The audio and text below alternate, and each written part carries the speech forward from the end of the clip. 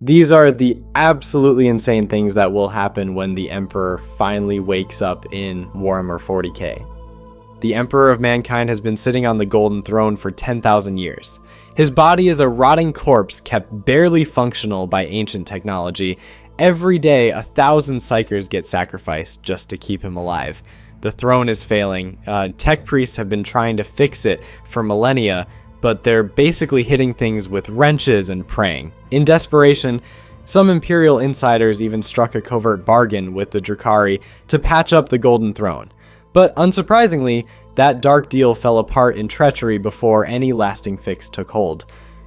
In the end, the throne continues to falter. Now, it is unknown if the throne is failing simply because it is too old or, very importantly, because it is nearing the end of its task to revive the Emperor's body.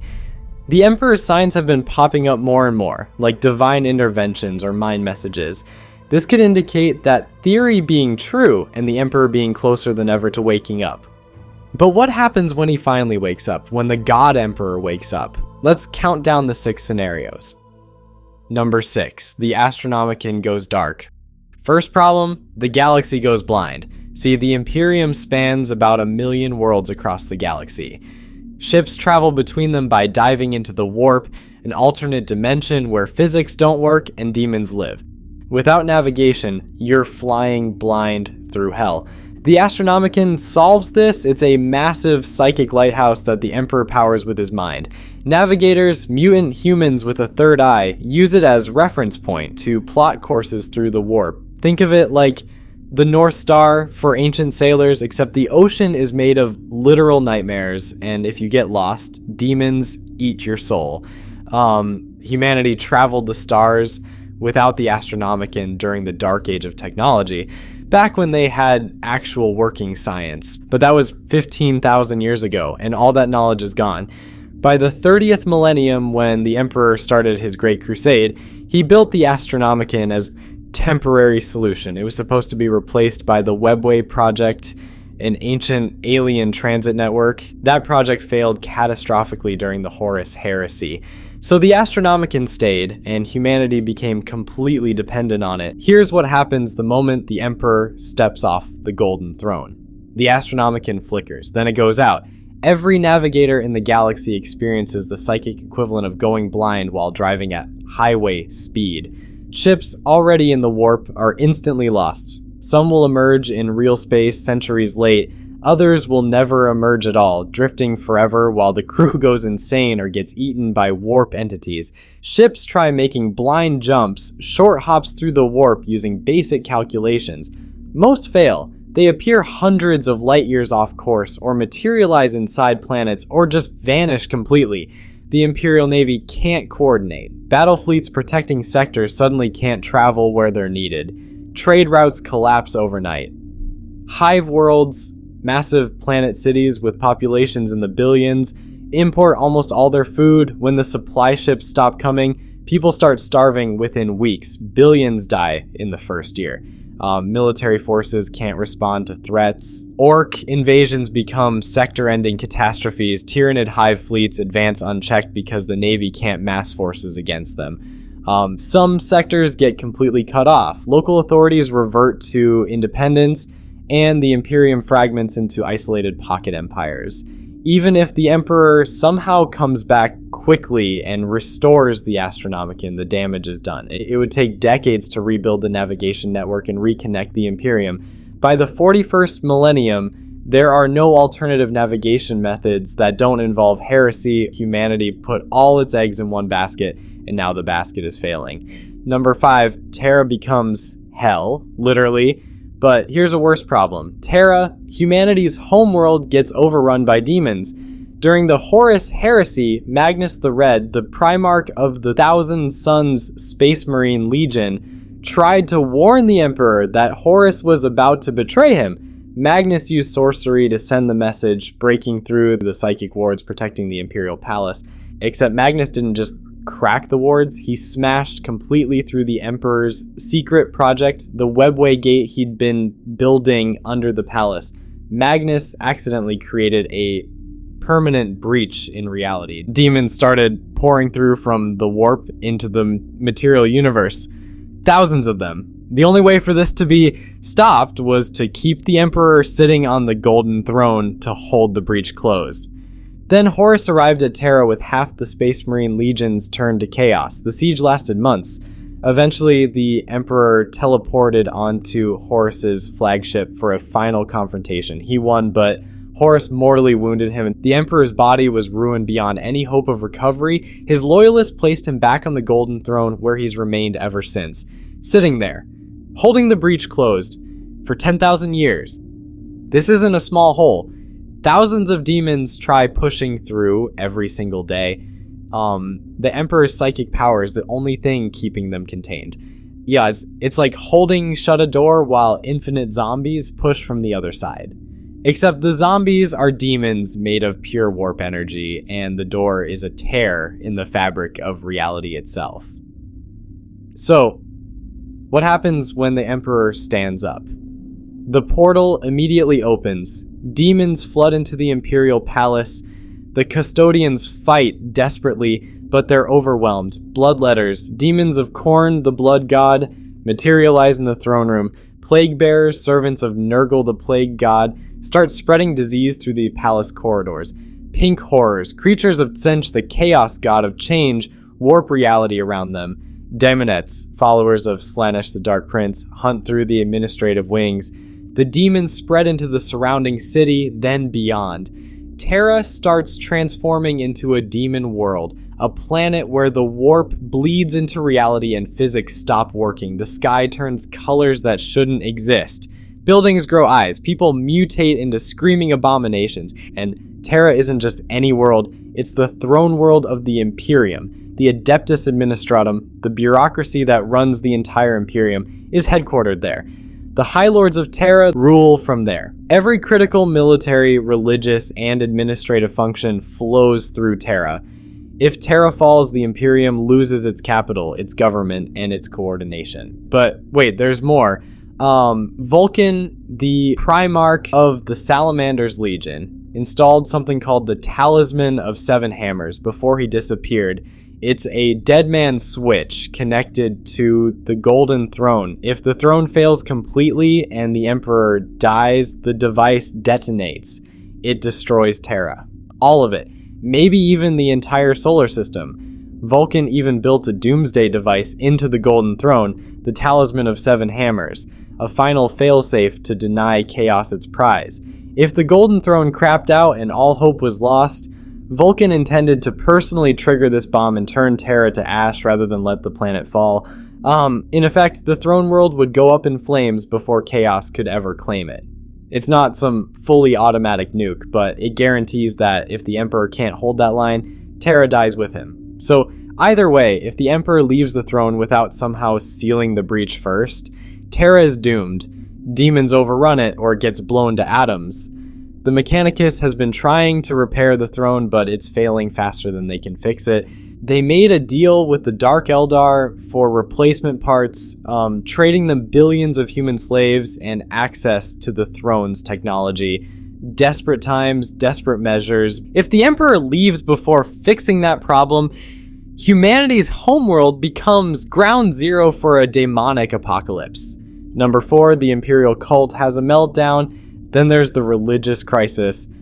Trillions of people worship the Emperor as a god. He never wanted that.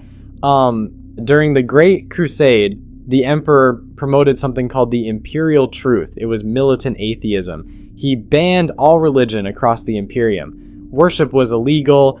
Faith was superstition to be stamped out. He wanted a secular, scientific human empire where people understood that gods weren't real.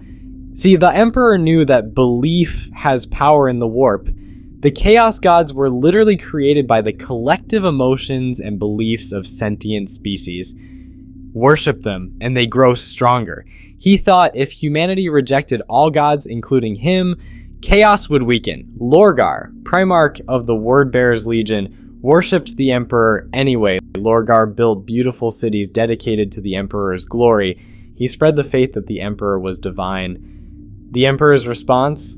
He had another legion burn Lorgar's favorite city to the ground while Lorgar and the Wordbearers watched. Then he humiliated Lorgar in front of the entire Crusade fleet and told him to stop wasting time on religion. Lorgar got the message. He turned to chaos instead and helped start the Horus heresy. Turns out, telling someone their god is fake makes them find real gods, and real gods in 40K are actively malicious. After the heresy, the Emperor couldn't enforce the Imperial truth anymore because he was stuck on the Golden Throne, unable to communicate. The ecclesiarchy formed anyway. By the 32nd millennium, the Imperial cult was officially recognized. By the 41st millennium, it's the single most powerful institution in the Imperium. Worship of the Emperor as the God Emperor of mankind is mandatory. Questioning his divinity is heresy punishable by death. Faith in the Emperor has become the foundation of Imperial society. Priests called Ministorum Clergy preach his divinity on a million worlds. Sisters of Battle, militant warrior nuns, literally draw power from their faith to perform miracles. The ecclesiarchy controls unimaginable wealth and influences trillions of people. And here's the problem. When the Emperor wakes up, he's gonna say he's not a god, that's literally his core belief. He despises religion. He views worship as humanity's greatest weakness. So picture this. Trillions of faithful believers, millions of priests, the entire social structure of the Imperium built on faith in the God Emperor. Then he stands up and says it's all a lie. Mass crisis of faith. The ecclesiarchy loses legitimacy overnight. Billions of people experience religious collapse. Everything they believed, everything their ancestors believed for 10,000 years was wrong. Chaos takes advantage immediately. Tzeentch, the chaos god of change and lies, whispers to the confused and faithless. If the Emperor isn't a god, maybe the chaos gods are the true powers.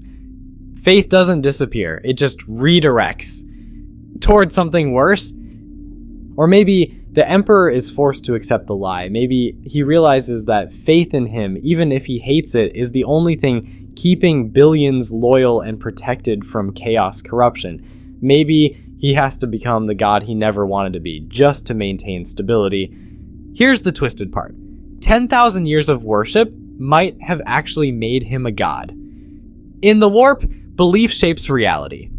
The chaos gods exist because people believe in and feed them emotions. If trillions of humans have been pouring faith into the Emperor for 10 millennia, that energy had to go somewhere. He might actually have become a warp entity through sheer collective belief, which means if he denies his divinity now, he's denying what he's become. Either way, there's conflict. Either the Emperor destroys the faith that sustained the Imperium for 10,000 years, or he accepts it and becomes what he swore he'd never be. The ecclesiarchy definitely won't give up power willingly. High Lords use religion to control populations.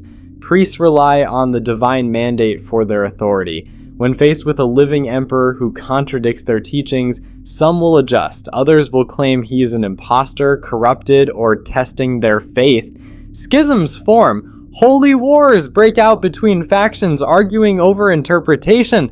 By the 41st millennium, the Imperial cult is everywhere. It's in every guardsman's prayers before battle, every worker's daily devotions, every child's education. Faith in the Emperor keeps people loyal when everything else fails. His return could strengthen that faith or shatter it completely. And in the grim darkness of the far future, a crisis of faith means a crisis of survival. Number 3. Civil war among Imperial factions. Assume he survives. The Imperium doesn't collapse and he has an empire to rule. Now comes civil war. The Imperium has functioned without direct guidance for 10,000 years. High Lords rule in his name. The Inquisition operates with unlimited authority. Space Marine chapters function autonomously. The Adeptus Mechanicus runs its own government. Everyone claims they follow the Emperor's vision. Over millennia, those interpretations diverge. When he returns with actual orders, who obeys? High Lords benefited from the power vacuum. Space Marine chapters have traditions contradicting his vision. The Inquisition made decisions they think he'd approve. Roboute Guilliman recently returned and faced massive resistance despite being a Primarch. If a son of the Emperor faced pushback, The Emperor himself will too. Some factions might claim he's an imposter or corrupted. The Adeptus Mechanicus worships the machine god alongside the Emperor. He's an atheist who hates religion. When he tells them the machine god doesn't exist, what happens? They control all Imperial technology. If they refuse, they can hold the Imperium hostage. The Inquisition used extreme measures for millennia. The Emperor might see them as exactly what he fought against. If he tries reforming them, they'll resist. Some might prefer a dead emperor they can interpret over a living one, with specific orders threatening their power. Even factions supporting him will disagree on what his orders mean. The Imperium is massive bureaucracy resistant to change. Local authorities are used to independence. By the 41st millennium, even the Emperor might not be able to control what he created. Number 2, he might not be sane anymore. Here's something nobody wants to talk about. The Emperor might be completely insane. Think about what he's been through. The Emperor has been in constant agony on the Golden Throne for 10,000 years. His body is slowly decaying, kept in a state between life and death by machinery and psychic power. He's fighting demons in the warp constantly, holding shut the breach under the Imperial Palace and maintaining the Astronomican. All simultaneously. Every single day, he experiences 1,000 Psyker souls dying and being absorbed into him to sustain his power. Their deaths, their pain, their final thoughts, all flowing through his consciousness for 10,000 years. And he's aware of it all. He can't sleep. He can't rest. He can't even die properly. He's trapped in a rotting corpse that should have been buried 10 millennia ago. Even for an immortal perpetual who's lived for over 40,000 years, this is torture beyond comprehension. Recent lore suggests the Emperor has experienced every human emotion amplified across the entire species. All the hope, all the despair, all the faith, all the hatred. He's become something more than human by absorbing so much psychic energy, but that doesn't mean his mind remained intact. Before the Horus Heresy, the Emperor was already becoming increasingly cold and inhuman. He saw the Primarchs as tools rather than sons. He kept secrets from everyone, even his closest allies. His lack of communication and empathy directly contributed to the heresy. Several Primarchs turned traitor specifically because the Emperor failed to explain his plans or show basic emotional connection. And that was before 10,000 years of torture. There's a theory that when the Emperor fought Horus, he cast away his compassion and humanity to gain the strength to kill his favored son. That compassionate part became the Star Child, a fragment of his soul drifting in the warp. What remained on the throne was the ruthless, calculating, inhuman part. If that's true, the Emperor who returns is missing everything that made him care about individual human lives. Robert Guilliman met with the Emperor recently. Guilliman, his own son, one of the Primarchs he created. The meeting disturbed Guilliman profoundly. He described the Emperor speaking as multiple entities at once, speaking in a way that suggested not one consciousness but several talking over each other. The Emperor showed little recognition and no warmth, no acknowledgement of their relationship. Guilliman walked away, no longer seeing the Emperor as his father, more like a force of nature, an alien intelligence wearing the shape of someone he used to know. If that's what the Emperor has become, imagine him returning to power. He might not care about individual humans anymore. To him, people are resources, numbers in a calculation. He might view current humanity as failed experiments. After all, he wanted to create a secular, united human empire free from superstition and alien influence. What he got was a theocratic nightmare where people worship him as a god while xenophobia and ignorance reign. From his perspective, the Imperium is an abomination. He might decide it needs to be completely rebuilt. That means purges. Not small purges. We're talking about making the Horus Heresy look gentle. Entire institutions dismantled, populations relocated or eliminated. Anyone who can't adapt to his vision removed. Billions die in what he considers necessary restructuring. And because he no longer has human empathy, their suffering doesn't register as a problem. It's just the cost of fixing humanity's course. The pre-heresy emperor destroyed Monarchia, a beautiful city of millions, just to teach Lorgar a lesson. He ordered the burning of Prospero, killing thousands of space marines and civilians, because Magnus broke a rule. If he returns even more ruthless, with 10,000 years of bitterness about how badly everything went wrong, his solutions might be worse than the problems. There's a reason the Grey Knights, the Imperium's most elite demon hunters, have something called the Terminus Decree. It's a secret order that only the Supreme Grand Master knows. The Emperor himself gave this order before ascending the throne. It states that if the Emperor ever returns in a corrupted or wrong form, the Grey Knights must kill him, or put him back on the throne. Let that sink in. The Emperor, knowing what he was about to become, anticipated that he might return as something that needed to be destroyed. He built in a failsafe. That shows he understood the risk of what 10,000 years of torture might do to his mind. The Imperium desperately needs the Emperor to return, but they might not want the Emperor they actually get, because the being that stands up from the Golden Throne might not be the savior humanity remembers. It might be something that views humans as a disappointing experiment that failed his expectations. And when someone with godlike psychic power decides humanity failed, the correction process is going to be apocalyptic. By the 41st millennium, the Emperor on the throne has become both humanity's only hope and its greatest fear. What if the return is worse than the absence? What if the cure is worse than the disease? Nobody wants to consider that possibility, but after 10,000 years of torture, it might be inevitable. Number 1, the Starchild versus the Dark King. And finally, the absolute wildcard. We might not get the Emperor back at all, we might get something completely different. There are two main theories about what happens when the Emperor dies or leaves the throne. Both are terrifying. Both might be true simultaneously. First, the Starchild theory. This is old lore from early 40K editions that's been quietly brought back.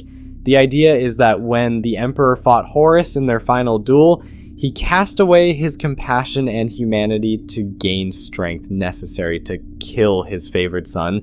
That compassionate part, the best parts of who he was, separated and became the Starchild. It's a fragment of the Emperor's soul drifting in the warp ever since, just waiting.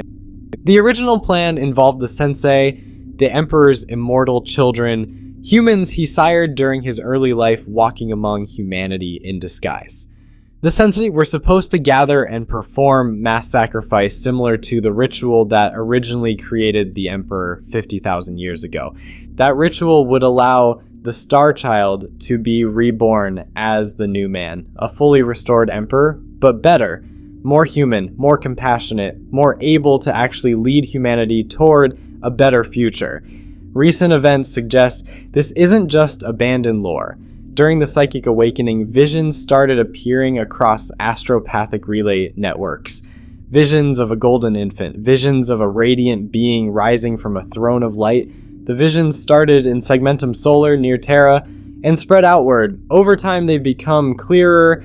Some Inquisitors are investigating, believing these might be prophecy of the Starchild's actual rebirth. Others claim it's a trick, the chaos god of change masquerading as hope to lure people into damnation. Either way, something is happening in the warp related to the Emperor's fractured soul. If the Starchild returns, it represents possible redemption for humanity, a leader who actually cares about individual humans rather than seeing them as resources, someone who can guide the Imperium towards something better than the fascist nightmare it's become. But there's a second theory, the Dark King. This is the nightmare scenario. Instead of the Emperor returning as savior, he becomes the fifth Chaos God.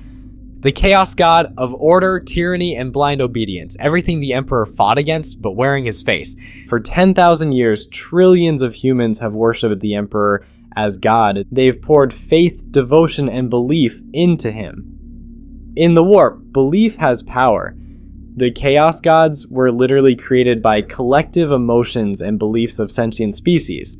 The Emperor has been receiving worship from countless trillions for 10 millennia, All that psychic energy had to go somewhere. And what kind of worship has it been? The Imperium commits genocide in his name. Billions die in holy wars. Xenophobia, fanaticism, and cruelty are justified as the Emperor's will. The Imperium's entire existence is built on absolute obedience, crushing of individuality, and enforcement of order through violence. If the Emperor ascends as God, he might embody those qualities. Not because he wants to, but because that's what humanity made him through their belief. Recent Horus Heresy books, specifically the Siege of Terra series, showed visions of the Dark King. They suggested it's a possible future, a path the Emperor could take if he fully accepts godhood and all the horrific worship that comes with it.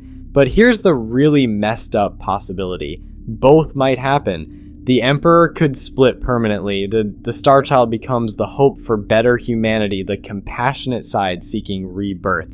The Dark King becomes embodiment of the Imperium's worst aspects, empowered by 10,000 years of fascist worship.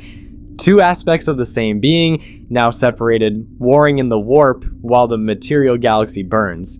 Humanity would be caught between two visions of itself, follow the Star Child toward redemption, compassion, and unity, or follow the Dark King toward order, strength, and survival through cruelty. It's a metaphysical civil war with humanity's soul as the prize, and honestly, nobody knows which actually happens. Games Workshop has kept this deliberately ambiguous. Some books hint at the Star Child, others suggest the Dark King. The lore is contradictory on purpose, because the actual answer determines the fundamental nature of the 40K setting. If the Star Child wins, there's hope. Humanity can be redeemed. The Grimdark might eventually give way to something better. If the Dark King wins, humanity becomes what it feared most. The Imperium was supposed to protect humans from chaos, but instead created its own god of tyranny. If both happen, then the setting remains in permanent conflict. Eternal war not just in the material galaxy, but in the metaphysical realm. The stakes couldn't be higher. This isn't just about whether the Emperor returns. It's about what humanity becomes. The Emperor's fate reflects humanity's fate. Are humans inherently redeemable, capable of becoming something better, or are they inevitably corrupt, destined to create gods in their own image, and those gods are monsters? In the 40,000 setting, that question doesn't have an answer yet. But the Golden Throne is failing faster. More psychic visions are being reported across the galaxy. Something is building in the warp, and some kind of cosmic transformation is approaching. Whatever happens when the Emperor finally leaves the throne can't sustain the current state much longer. The Imperium faces transformation whether it's ready or not. So there you have it. 6 scenarios for what happens when the Emperor finally wakes up.